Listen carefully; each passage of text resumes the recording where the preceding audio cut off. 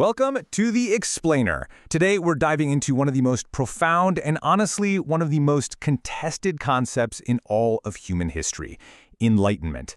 We're going to use these slides to really unpack what it is, whether it's even real, and why it might matter now more than ever. Okay, so let's just jump right in. Forget the image of a super serene monk sitting on a mountaintop for a second. What are we actually talking about here? Is it some single blinding flash of insight? Is it a slow, lifelong process? Or is it something else entirely? Well, as you're about to see, the answer is complicated. You know, this whole massive quest really begins with a single universal problem. The man who would eventually become the Buddha, he was trying to solve the most fundamental issue of being human, that persistent, nagging feeling of dissatisfaction with life. In the ancient language, they called it dukkha, or suffering. Why do we suffer? And is there a way out? That was the entire mission. Now this is where it gets really interesting, just in the language itself. The original Sanskrit word is bodhi, which means to awaken. Think about that for a second. Waking up isn't usually a single flash of light, right? It's a process. You gradually shake off sleep, your eyes open, you start seeing things clearly. The Western term we use, enlightenment, well, that sounds way more like a sudden event, like someone just flipped a light switch. That one little translation choice has totally shaped how we in the West think about the goal of this whole path. And this was the original promise, nirvana. The word literally means to blow out, just like you'd extinguish a candle flame. So what's being blown out? It's the three fires that Buddhist thought says fuel all of our suffering: greed, hatred, and delusion. The goal wasn't just to, manage them better. It was to completely and totally extinguish the fuel source, ending that cycle of suffering for good. But here's the thing. As Buddhism started to travel across Asia and eventually into the West, that one single goal began to fracture into many. The destinations started to look really different depending on which map you were following. And this led to a major fork in the road. So this is that huge fork in the road. In the older Theravada tradition, the ideal is the arahant, the person who achieves nirvana and gets off the wheel of rebirth for themselves. But then, in the Mahayana tradition, you get this radical new idea, the bodhisattva. This is someone who gets right to the very brink of nirvana and then turns back, choosing to stay in the world to help every other single being find liberation first. It's a totally different endgame. And this just shows you we're not talking about one monolithic thing called enlightenment. There's a whole vocabulary. In Japanese Zen, for instance, you've got both Kensho and Satori. Kensho is often described as that first glimpse, the first direct peek into your mind's true nature. Satori is seen as a much deeper, more sudden, all-encompassing dive into that same reality. Then you have prajna, which is all about realizing non-duality. It's like each term is showing you a different facet of a very complex jewel. This tension between different paths actually came to a head way back in the 8th century in Tibet. They held this massive, multi-year debate. Is awakening a sudden lightning strike, like the Chinese monk Mo Heian argued? Or is it a gradual climb up a mountain, something that requires study and discipline, as the Indian monk Kamalasila insisted? In the end, the gradual path won the debate, and that shaped Tibetan Buddhism for centuries. But honestly, the question has never really gone away. Okay, let's fast forward to the 21st century. A completely new kind of investigator enters the picture, the neuroscientist. And they come armed with fMRI scanners and EEGs, and they start asking this really provocative question. Can we actually see enlightenment in the brain? Is this a real, measurable thing? And the first clues they found were, well, they were stunning.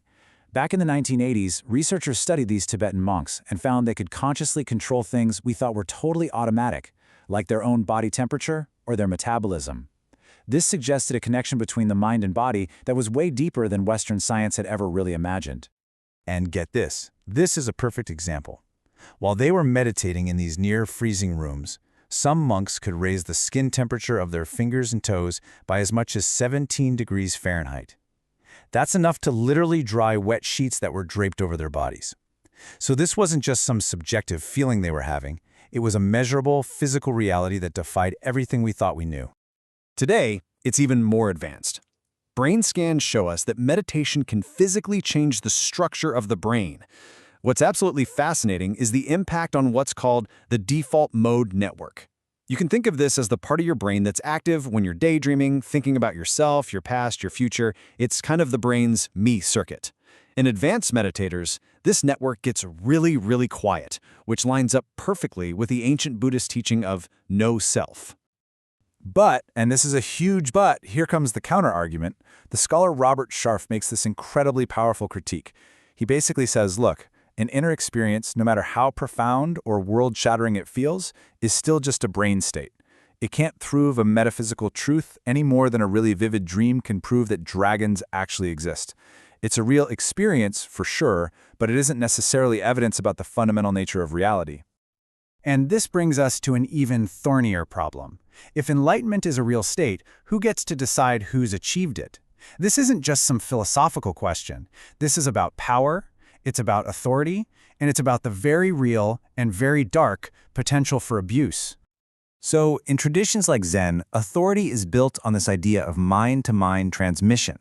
It's the claim of an unbroken chain of enlightened teachers that stretches back 2,500 years, all the way to the Buddha himself. What this does, effectively, is turn the living master into a living Buddha, whose wisdom and actions are often placed completely beyond question. And this quote right here shows you just how dangerous that can get. In the 1980s, when a very prominent Zen master was accused of some serious misconduct, his defenders argued that because he had transmission, his critics just weren't enlightened enough to understand or judge what he was doing. His spiritual status was literally used as a shield against any kind of ethical accountability. So the crucial point here is that it's often a perfect storm.